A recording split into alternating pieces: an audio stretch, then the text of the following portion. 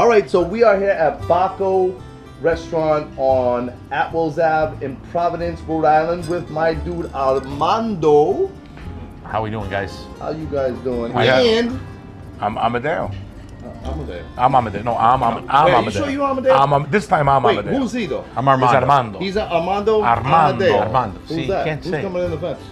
Oh, nobody's coming in the fence. They know So we'd like better. to thank you for joining us for another episode of The Advice Guys. Over here. Look at the food. And what do you Armando, guys don't- call yourselves? The Advice Don't Guys? mind him. Yeah, We're The the Advice advice Guys. guys. You said everything when we started this whole thing except for the Advice Guys. The Advice Guys. I just said it. Oh my God. This isn't the Who opening. came up with this one? That idea. What do you mean? You don't Don't know? do not go. So, the Armando, advice. Oh, Madonna. Armando I'm and the I. Irish guy, he's the Italian guy. We make We've- fun of each other the whole time, and we advise people on what to eat, what to drink. Oh, So Armando actually man! just had. How many guys go to an Italian restaurant and drink Shipyard? I mean, I'll leave it at that. The man. You don't have Bud Lights. Man, because we have Peroni. That's what you do, bro. You Okay. do that. Why'd you Well, tell me? Armando had this beautiful. Why'd you let me order Shipyard? Amadeo, I can't. Armando had this beautiful salumi board put out for us. It's absolutely gorgeous. Armando, will you please tell us what we have All here? right, so this is a misto. We call this un antipasto misto. It basically has everything on this dish comes from Italy. It's everything is imported. 24-month prosciutto. This is a beautiful truffle mortadella. Truffle That's not mortadella. No, that's beautiful truffle moliterno, which is a cheese made strictly Oh. from truffle, which is one of the most beautiful cheeses on the planet. Oh. One of the things that we've discussed before is for me, it's all about quality. Okay. I don't necessarily need the quantity part. When somebody comes here, they need to feel like they're at my grandmother's table, my mother's table. I like how you say quality over quantity, which, first of all, the quality is amazing on this, but it's not even like you don't give a look at the size of the salumi board. There's so many places you go when you get a salumi board that I bet you is double the price of this. First of all, let me say. How much is that? And Matter of fact? This is 20 for so if you get an antipasto for two, it's $24. If you get it for four, it's 44, 46. Something. You can't go to the deli and buy this much for $24 and be able to put this together yourself. The truth of the matter is when you eat here, you're not eating Italian American. You're eating Italian, and a lot of people don't really know the true Italian. And this is classic Rome. Thank you. So that is a bucatini cacio e pepe, and then I upped it a little bit by putting black truffles on top. So there's this beautiful product that we get out of. You're a genius. Thank you. That looks beautiful. It's as good as it Cacio looks. pepe with truffles. And that black truffle is just to give you an idea, it's called truffle carpaccio. So a lot of the truffles that we get into the United States, and you know this, they're not the highest quality truffle. So I wanted to go in a different direction. These come from Umbria. Okay. They already pre-cut, sliced in oil. I go through about 4 kilos a week of this. Now, I'm sorry, are you in the conversation? Are you even here? I'm trying to. Now, speaking of that, let's talk about when you opened, because that is a very important part to the story. So I opened 2 weeks before COVID hit. Wow. We did a soft opening in the end of February of 2 years ago. I opened up for a week. The following week, at the end of it, we were closed down. December hit, and the governor shut us down again. I remember sitting in the front window on a Wednesday night, and we had 3 people in here. And so what we did, Carol, thanking always my wife, who was about a genius, as smart as she can get, comes up with the idea, and we started selling wine baskets. And before I knew it, I had 20 wine baskets a day to be sold. Because again, I had a good clientele from where I was before that came and followed me. January we open up. We reopen after the holidays. The first Saturday we came back, it looked like nothing ever happened. The place was packed, it was full, we were having a good time, whatever. February comes up, the Thursday before Valentine's Day, we get voted top 100 restaurants by Yelp in the country. Wow. We came at the top 100, we came at 97. I believe Congratulations. Thank you. That's fantastic. And then a week later, I got sick with COVID. Can we talk about that? So what was that like? I'll tell you, it was almost surreal. It's still to this day surreal. I remember the Easter Sunday. I had gotten sick right after St. Patty's Day. For about 2 weeks, I tried to kind of fight it off. I even got past the 14th. Did you know it was? Oh, I knew I had it. Yeah, I tested it. I was positive. You had no smell in I had nothing. I had no smell. I had no taste. By the time I got to the day before going into the hospital, I was seeing things. I had hallucinations. It was. I joke around now because It's only you only do is joke, but you know, I got into the ambulance on Easter Sunday, and the guy looked at me and said, you know, I said, oh, really great. And I looked back, and the next thing I remember was I was taking the tube out of my mouth 17 days later. Whoa, you actually... I was intubated. I was in a coma. You were in a coma? I was in a coma for 17 days. Oh my God. I remember literally waking up, and if you asked me to pick up the slice of mozzarella, I couldn't even do it. I had no powers in my arms, no powers in my head, legs. So did nothing. you have to relearn how to? I had to rehab. I had a rehab. I mean, the third day I was in the hospital, I got up, the nurse came and they tried to raise me up, and I went literally, my head, I caved down. I almost face planted to the ground. And I really held kind of to the point, because my wife wasn't there, I held to the point with my wife, because the only thing I could think of was, you know, you get in a situation like that, you're always going to remember that you always got your family, you got your people that care about you, whatever. But I didn't know if I was ever going to come back to this. And I worked really hard to get into, to get this, you know, to get this project up and running. And I knew I didn't want to fail. And then, you know, and I've always told the story, I think everybody needs to understand, it wasn't so much the getting sick and being in the hospital and doing all that, it was just how quick I was able to come back. It literally just started, you know, I held up because, you know, I wanted the 3 months that they told me I needed to stay behind. But at the same time, it's incredible to wake up and know that you have a whole, you know, everybody wants to shit on Federal Hills and Atwells Avenue. These guys, they all had my back. Every single business on the street, most of the businesses in this state, they had my back. They helped my wife. They helped Danielle out. They helped Mario, the staff. You know, the Capitol Grill sent me servers. Wow. Wow, really? You know, and I can't complain. And I think that was the most interesting part through it. Like when you wake up in the morning and you realize that people care enough to have your back. Yeah. That's monstrous to me. That just says what it is about people. And I gotta tell you, you're very fortunate in a lot of ways. Oh, I'm very lucky. There's a lot of people that were in. When you told me I didn't know about the coma until you just said it. And when you said that, it's like a lot of people didn't come back from that. Like once they got intubated, that was it for a lot of people. That was it. So somebody's obviously looking over. So you didn't see Thank anything God. the whole time you were like that? I had 3 visions. My first vision was very simple. I could hear my doctor call me by my name. They would say, Mr. Bisceglia, and I didn't know what it was.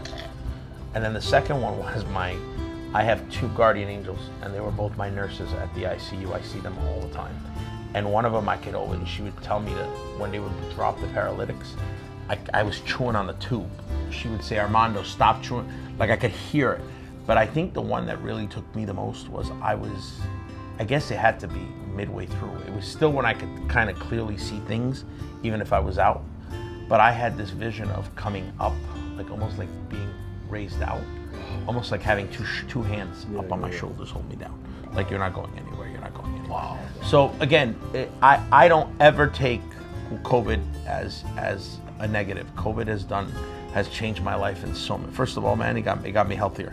Because I was overweight, I was a big guy, you know, I was an overeater, I was a stress ball, and coming out of the coma, that was the first thing that I said to myself is no more stress. I'm not, you know, and it's hard for us. Being in this industry, it's hard. But I've just learned how to adapt it and how to work around it, and it makes me a better restaurateur today, having had COVID, because I just don't look at it as anything is a problem anymore.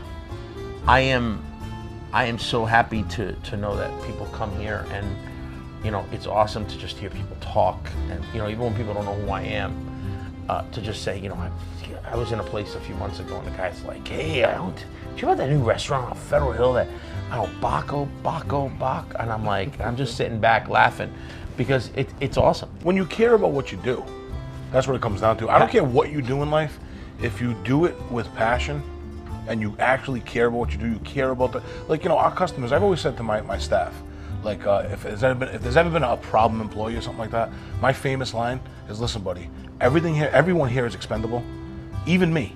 There's only one person who's not expendable. That's the customer. Yeah. And if you care about the customer and you care about the product you put out, and you make sure that, clearly that the first one is as good as the 101st one. That's what it comes down Now, to. where does the name Bako come from? So Bacco is this guy. Shout out to That's a Napoleon thing, right? it's the god of wine. Oh, that's the god So of wine. Bacco is the Roman god of wine. So when in my previous life, I like to call it, when I was the general manager of another restaurant across the street. Do you want to talk about that, Liz? Oh yeah, well, it's okay. It's not going to kill me out. But I had built so much, and I wanted, because I was going out on my own, and I was across the street of all places. Hey, this is Yeah, but I wanted to be somebody different, and my big thing was I bring in a lot of Italian wines. I don't have a wine list. I will never put a written wine list, because most of my wines come from guys like me and Herbie and really impressive wine guys that really know the wine life. And we just tell people, hey, listen, why don't you try what we tell you to drink? And it's not about, it's not about the money, because we literally have every bottle here. I think the most expensive bottle we have is like $85. It's not even that expensive. Right. But we like to introduce people to new stuff, new wine. So that's where the Bacco. Yeah, so the Valpolicella you got on the board right now. Oh, yeah, Which not a lot of people know what that is. That's a great It's a great wine. The concrete cab, my concrete cab is something. Yeah. I mean, but again, that's timing. That's what you were saying. That's giving a damn about your business and learning and trying to always be better. And also, to bring back to what you were saying, at the end of the day, if you love what you do, bro, it's never work. Right. I say it all the time. I'm like, it's never work. People know that. People are sitting in front of you and they see you doing what you're doing. They understand that and they respect it and they love it, and it makes it a whole lot easier for the day to go. So please just put this thing in your Yes. because I can't. Yes. Let's do it. These truffles. So while you're doing that, the cacio e pepe is one of the 4 major Roman sauces. Okay, that's another big problem I have with cacio e pepe, carbonara,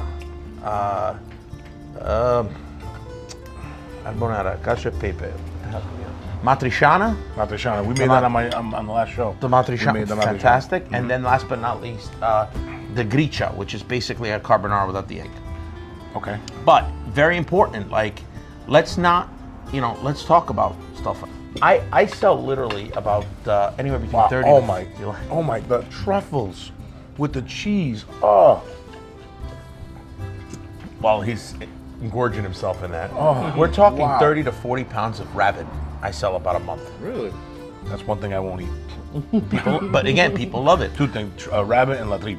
La tripe, I have it on the menu. My mother makes the best tripe you ever had. I won't touch it. Oh, Amedeo? You won't eat it. That's how my family likes it. Love it. My mother went to a restaurant once. Bang. And they do the whole fish. They advertise the whole fish. They bring the fish over, puts it on the tray next to the table, and he proceeds to go to start to take it apart. She goes, "Oh, what are you doing?" Because he goes to take it away. She goes, "Where are you taking the fish?"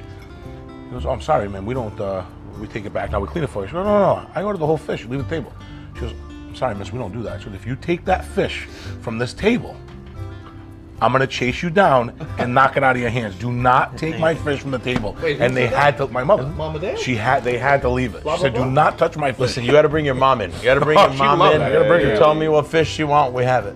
This is amazing. Thank you. I'm going in for the delicious. truffle right now, by the way. Go for it. Now, someone walked in here and they were like, Armando, just tell me what your best dish is. I've never been to a place like this. What is your best dish? You're eating them. Hey. You put them up for us. Those two. The eggplant My and egg cacio e pepe. definitely really good. I go through about 60 pieces of eggplant a week. I'm trying this. Oh, you gotta try that truffle mozzarella. That looks to die mortadella. for, man. I've been eyeballing that since we sat down. It's absolutely to die for. Isn't that beautiful?